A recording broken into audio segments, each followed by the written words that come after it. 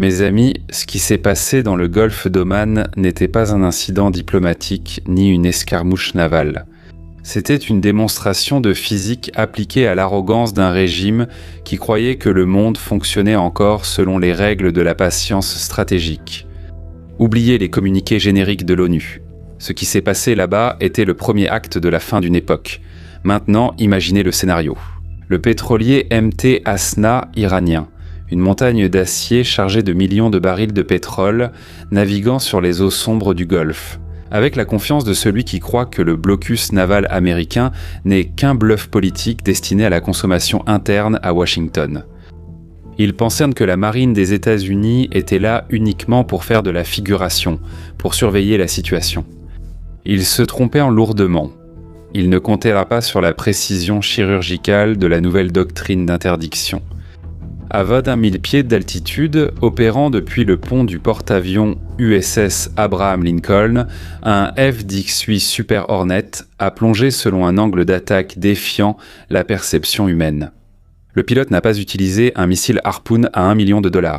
Il n'avait pas besoin de faire exploser le navire, de provoquer une catastrophe environnementale et de donner des arguments aux médias. Il a utilisé le canon de Vulcan M61A2 de 20 mm, la technologie de l'extermination. Mes amis, le Vulcan n'est pas une mitrailleuse ordinaire. C'est une bête rotative à 6 canons qui crache des projectiles en tungstène à une cadence de 6000 tirs par minute. Un pilote a tiré une rafale d'exactement 1 seconde. 100 projectiles ont touché le gouvernail du MT Asna avec la précision d'un scalpel. Le navire n'a pas coulé, mais il a été transformé en une bouée inutile à la dérive, sans direction. Le pilote a utilisé le système de visée monté sur le casque, où le canon pointe là où il regarde. Il a visé le mécanisme de direction, la partie la plus vulnérable et vitale de la logistique navale. L'Iran pensait que le blocus n'était qu'une question de diplomatie, du baratin de Donald Trump. Mais le F-18 Super Hornet de la marine a prouvé que c'est de la pure physique. Ce que vous voyez, c'est la transition de la pression maximale à l'exécution maximale. Le détroit reste fermé, mes amis. Et le pilote du F-18 n'a pas seulement arrêté le navire. Il a envoyé un message de choc qui a secoué les structures de Téhéran. Si votre gouvernail ne fonctionne pas, vous n'avez pas de destination. Et le destin que Donald Trump a réservé à l'Iran pour les prochaines 48 heures, c'est la capitulation ou l'anéantissement. Restez avec nous, car ce qui s'est passé après ce tir de semonce va changer votre perception de qui commande réellement sur l'échiquier mondial. Maintenant, abonnez-vous à la chaîne, activez la cloche des notifications et laissez un like sur la vidéo. Cela demande du travail pour vous apporter chaque détail. Mais faites attention. Lorsque l'acier américain fendait la mer, un coup de poignard dans le dos venait de l'Orient. La Chine, réalisant que son approvisionnement en énergie vitale était étranglé, a décidé de doubler la mise et de défier ouvertement l'hégémonie du dollar et les sanctions américaines. Le ministère du Commerce de Pékin a émis une directive officielle qui est en pratique une déclaration de guerre économique. Ils ont invoqué leur statut de blocage de 2021. Mes amis, comprenez la gravité de cela. La Chine ordonne officiellement à ses raffineries et entreprises d'ignorer solennellement les sanctions des États-Unis. Ils promettent une protection étatique et une compensation financière à toute entreprise chinoise qui serait punie par Washington pour avoir acheté du pétrole iranien. C'est le défi le plus direct à l'autorité américaine depuis la guerre de Corée.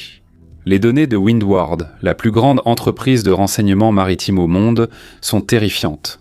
Sur les 167 navires surveillés dans le détroit d'Ormuz au cours des dernières 24 heures, 146 fonctionnent avec leur transpondeur. Ils éteignent l'AIS, le système d'identification automatique, pour disparaître des radars civils.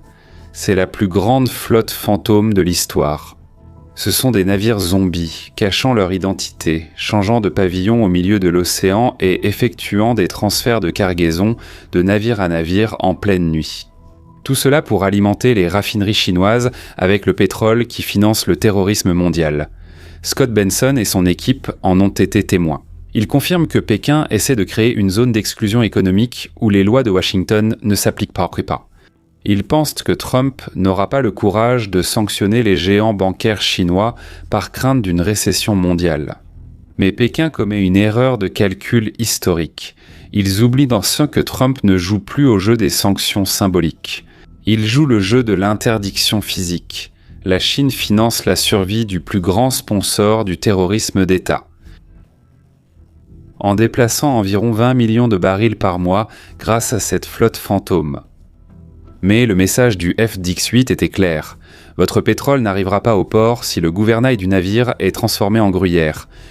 La Chine peut donner des ordres à Pékin, mais dans le golfe d'Oman, c'est le Vulcan de 20 mm qui commande.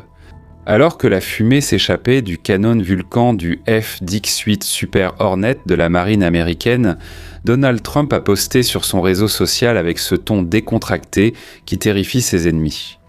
Un accord est possible, a-t-il dit, mais ne vous y trompez pas.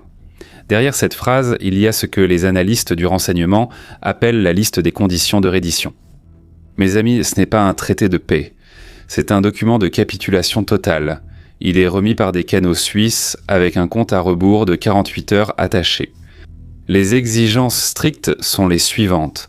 Trump ne demande pas à l'Iran de bien se comporter. Il exige un démantèlement immédiat. Quelques jours plus tôt, l'Iran avait rejeté la proposition américaine, car elle était encore plus restrictive. Il exige le démantèlement immédiat, total et vérifié sous supervision militaire de Fordow, Natanz et Ispahan, les joyaux de la couronne du programme nucléaire iranien. Fordow, cette installation enfouie sous des centaines de mètres de roches solides qu'il pensait être inaccessibles. Trump veut qu'on y entame le démantèlement immédiatement. Il exige tout le stock d'uranium enrichi. Pas 20%, pas 60%, mais tout. Chaque gramme qu'ils ont mis des décennies à accumuler doit être livré dans des conteneurs scellés. Et le point qui est ça le véritable échec et mat, ce sont les inspections de l'agence internationale, partout, à tout moment, sans préavis, y compris dans les bases militaires secrètes et les bunkers de la garde révolutionnaire. Mais pourquoi l'Iran garde-t-il le silence? Pourquoi le régime est-il décapité et fracturé? Et alors, vous pouvez déjà imaginer quelle sera la réponse iranienne, qui doit d'ailleurs être annoncée dans les prochaines heures. Et là, quelqu'un me demande « Mais Simon, pourquoi l'Iran garde-t-il le silence ?» Parce que le créateur de l'idéologie de l'apocalypse, l'homme qui a conçu l'expansion de l'axe de la résistance, a été éliminé dès le premier jour de cette opération. Le nouveau guide suprême est blessé, caché dans un bunker profond, et le commandement naval a été décimé. L'Iran perd 500 millions par jour à cause du blocus, les raffineries sont à l'arrêt, les stocks débordent, et l'argent pour payer les milices au Liban, au Yémen et en Syrie s'est tari. Le choix que Donald Trump a mis sur la table est binaire. L'humiliation publique totale en livrant le programme nucléaire sur un plateau d'argent ou l'anéantissement physique de leurs capacités industrielles restantes. Donald Trump ne négocie pas. Il propose les conditions des funérailles du régime. Alors ils ont 48 heures pour décider s'ils veulent être une nation ou un cratère dans l'histoire. Mais ici nous entrons dans la partie la plus sensible et nécessaire de notre analyse.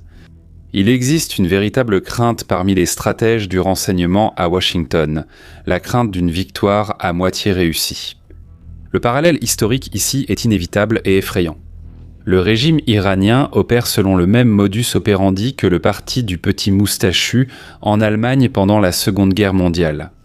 Nous ne pouvons pas citer de nom, nous sommes sur le terrain de quelqu'un d'autre. L'Iran possède une structure de contrôle absolue. Un antisémitisme viscéral comme politique d'État et une obsession maladive pour les armes de destruction massive, pour imposer sa volonté au monde, qui est, soit dit en passant, la volonté d'anticiper la fin du monde. Et là, quelqu'un me dit « Trump est-il en train de perdre la guerre ?» Eh bien, mes amis, l'ayatollah n'existe plus. Les forces navales et aériennes de l'Iran n'existent pratiquement plus. Et une convulsion interne où le propre peuple du pays ne soutient plus depuis longtemps ses propres dirigeants. Et là, quelqu'un dit « Trump a perdu la guerre ». Ce n'est pas vrai. Mais la question qui hante le Pentagone reste. Trump lancera-t-il l'attaque décisive pour éliminer la menace ou acceptera-t-il un accord, qu'il soit quantique ou cosmétique? Une victoire de relations publiques pour pouvoir crier sur les réseaux sociaux qu'il a gagné? Si Trump permet au régime de survivre avec ne serait-ce qu'un seul gramme d'uranium enrichi ou une seule centrifugeuse intacte cachée dans une montagne, il n'aura pas gagné. Il n'aura fait que retarder l'apocalypse de quelques années. Mes amis, permettre au régime de Téhéran de respirer maintenant, alors qu'il est au tapis, en train de saigner. Un demi-milliard de dollars par jour et avec sa flotte fantôme traquée par les chasseurs de la marine américaine, ce serait une trahison envers la sécurité de l'humanité. Vous imaginez si les Alliés pendant la Seconde Guerre mondiale étaient arrivés à Berlin et avaient permis, après la guerre, que le parti à la petite moustache continue de gouverner l'Allemagne. Eh bien, c'est exactement le même résultat qui pourrait se produire en Iran. La réalité, c'est qu'ils sont vulnérables comme ils ne l'ont jamais été depuis 40 ans. C'est le moment de porter le coup de grâce. Tout ce qui n'est pas une reddition inconditionnelle et le démantèlement total de l'infrastructure nucléaire est une invitation à un futur désastre que nos enfants devront payer de leur sang. Le monde a besoin que l'axe de la résistance soit réduit en cendres et ne reste qu'un souvenir de quelque chose qui ne doit plus jamais exister. Une demi-victoire est en réalité une défaite déguisée en diplomatie. Trump a tous les atouts en main. S'il ne coupe pas la tête du serpent maintenant, il reviendra plus fort et plus mortel. Le destin de l'Occident, tel que nous le connaissons, dépend du courage et du fait que Trump n'accepte rien de moins que la capitulation totale de ce régime.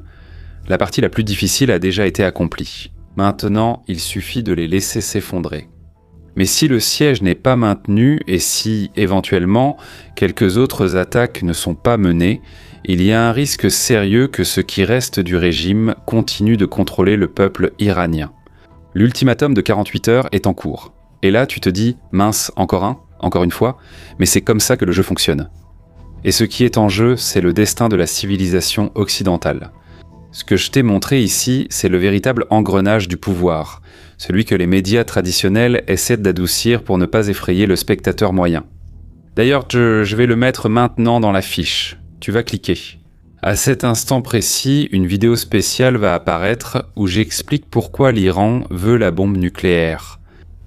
Après avoir compris cela, tu vas comprendre tout ce qui est en jeu. Mais tu n'es plus un spectateur moyen. Tu es ici parce que tu veux la vérité à l'état brut. Comment peux-tu suivre la position réelle de ces chasseurs et navires sans le filtre des médias qui essaient d'adoucir l'agression chinoise ? Mais si tu veux continuer à suivre le déroulement de ces événements sans la censure imposée par le système, j'ai créé notre plateforme, notre bunker de Intelligentsia. QR code à l'écran, lien en description et en premier commentaire épinglé. Ce sont plus de 3000 abonnés qui financent directement notre travail ici pour apporter cette carte où tu peux lire le monde et comprendre un peu ce qui est en jeu dans notre histoire. Territoire souverain, personne ne peut nous faire taire d'un simple trait de plume ou d'un mot mal prononcé ici. Regarde comme nous devons marcher sur des œufs. Nous ne pouvons pas citer le nom du petit moustachu responsable de milliers de morts durant la Seconde Guerre mondiale. Nous ne pouvons pas dire le nom du parti parce que, malheureusement, l'algorithme punit ces mots, bloque ces mots. Alors tu comprends l'ampleur du problème. Et nous avons créé une chaîne de séries et de films où nous analysons et faisons une sélection de ce qui est sympa, sans wokisme, sans plaintes inutiles, pour que tu puisses en profiter avec ta famille et apprécier ce que le cinéma peut encore nous offrir de bon. Et il y a une série dont nous parlons sur la chaîne qui s'appelle Téhéran. Elle est sur Apple TV. Oui, elle montre justement les opérations du Mossad, les opérations de la CIA à l'intérieur de l'Iran. Vous allez comprendre plus ou moins comment fonctionne le régime sanguinaire de l'Iran. Alors le lien est dans la bio, dans la description, dans le commentaire épinglé. Maintenant, protégez votre esprit, abonnez-vous à la chaîne, activez la cloche des notifications, laissez un like sur la vidéo. Je suis Shimon Oliveira et je vous donne rendez-vous la prochaine fois. À bientôt.